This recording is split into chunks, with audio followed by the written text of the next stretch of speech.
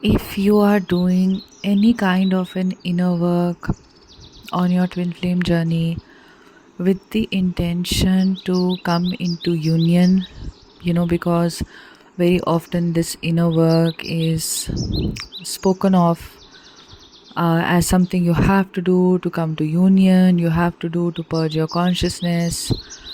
A point will come in your journey where you will realize that if you are meditating, if you are, let us say, working on your chakras, or because something is coming up, or you are being devoted to the divine, or you are doing some journaling, or you're doing some subconscious work, or maybe you're attending workshops, you've enrolled in courses, you're trying to come into soul alignment, you will realize that this is not for your twin flame to be in your life. That is a very, very, very small and actually a very petty thing, because this is for you. Are you yourself not important enough for you? This is exactly, why you do anything that you do in your life. Like, oh, I'm going to do my soul purpose because I've heard somewhere if people do their soul purpose, then they come into union. It's just simply that this is a journey for you. First of all, it's about you falling in love with yourself. And the sooner you realize it, the better it is. And that is enough reason. You coming into alignment with your soul is enough reason. So, to feel that I have to do this to win some human being, it's just, how is it different from doing something in the external world before your awakening? Before a spiritual awakening, technically, or you might say commonly, a woman is doing a lot to impress a man.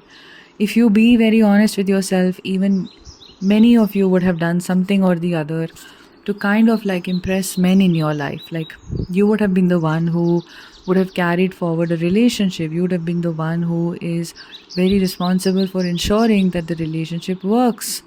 Even if it's not working, you're the one making all the sacrifices. You're the one adjusting with the person's life, the person that you're dating. This person is the sun and you're revolving around this person. That is what you would have done. Or you would have maybe worked on your looks, to look more attractive to men. Or you would have been more smart to be more impressive for men.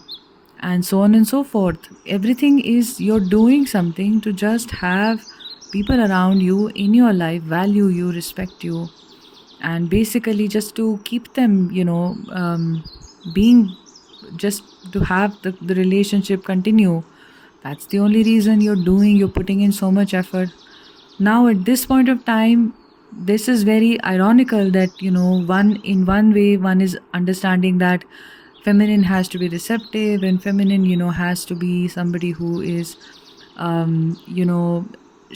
way of being is of not taking action. She has to learn to receive love and all of that. She has to learn to be, and at the same time, all of this barrage of inner work just to be better, just to be more deserving of my union, so that I qualify for union. It's another test. You're taking it as another test, like an entrance test that you have to clear, like your GMAT, or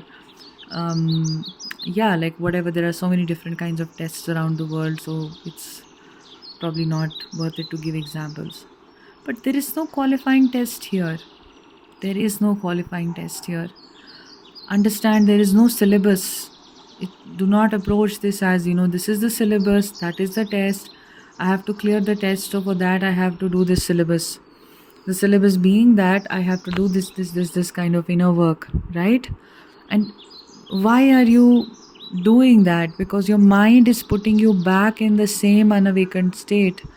Even though you're going through an awakening, the mind is using the tactics of the unawakened state by telling you, about looking at your journey from this kind of a standpoint. First of all, if you do any inner work, which you're calling inner work, but actually it's not even, there is no such syllabus and there is no such preparation that you need. You're just simply doing this for yourself.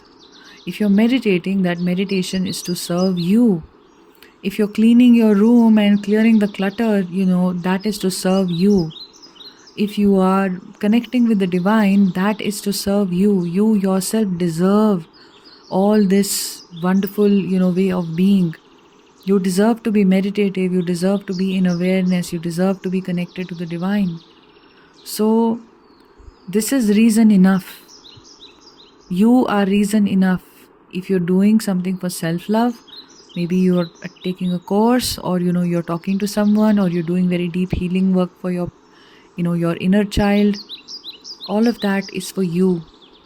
It's so that you have better relationships with other people and you have a better experience of life, so that you don't keep repeating your patterns which bring you down.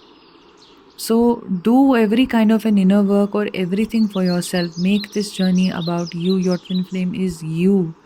That's why there is so much confusion and so much running, chasing, because you feel like this is another human being outside of me that I have to chase, that I have to kind of run after. Then that is the biggest illusion. This twin flame of yours is you in another body. So nothing that you do for them from that standpoint of doing something for them as if they are a separate person. The moment you start to operate in that consciousness of separation by running after them or trying to do things for them to come back to your life, you are anyway telling the universe that I am in separation consciousness, and more of that consciousness will be brought forward into your life. Right? You're manifesting it. Just understand this is you. So whatever work you do, whatever it is that you're doing, is not to win your twin flame or to have union, to clear that test or that exam or that threshold level or something of that sort. It is just simply about becoming a more healed version of yourself, a higher version of yourself, which you deserve to be.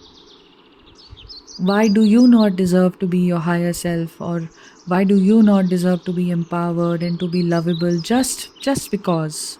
No reason, just because. So this is a very grave mistake. I see that it is perpetuated across you. There is nothing wrong with you, first of all. So any kind of an inner work or whatever you do is to realize that number one, there is nothing wrong with me. And secondly, any kind of a healing that you do, or you become meditative or whatever it is that you do, is for you. If you're following your passions, that is for you. It's not with the intent of attracting my twin flame back into my life if I do these good things. My high vibration is not because my twin flame will come back if I have a high vibration. It's because it's good to be in a high vibration. And you deserve it. You deserve to be the highest form that you are. You deserve to unravel these layers and layers of conditioning to discover who you truly are. So this is a very important perspective shift that you need, because otherwise a twin flame journey just becomes another pursuit. It just becomes another exam, and everybody is telling you how to prepare for this. For those of you in India, if you've prepared for UPSC exams, it's like this. Everybody will tell you what to do to clear the UPSC exam. Okay? You'll join various coaching exams, you'll join everything under the sun, and every coaching institute will tell you, you do this, then you'll clear, then you do this, then you do this. And then you're looking at other people who've cleared this exam. What have they done? Then what can I do? And none of that is really working. It doesn't work for UPSC, and it sure as hell will not work here. Because this is not something you're doing to prove anything to somebody else. You're not doing this to feel better about yourself because you've become, an officer or something like that. Understand this, that this is about you. This is about you coming into the truth of who you really are. Take it as 100% a spiritual journey, 100% spiritual awakening for you. This is what this journey is. You do this and definitely you will feel better. Definitely things will also shift for you. But your intentions really, really matter. You can't fool the universe. You can't fool God, where you're still saying, I am unworthy by myself, but I am doing these things to become worthy for my twin flame union or something of the sort.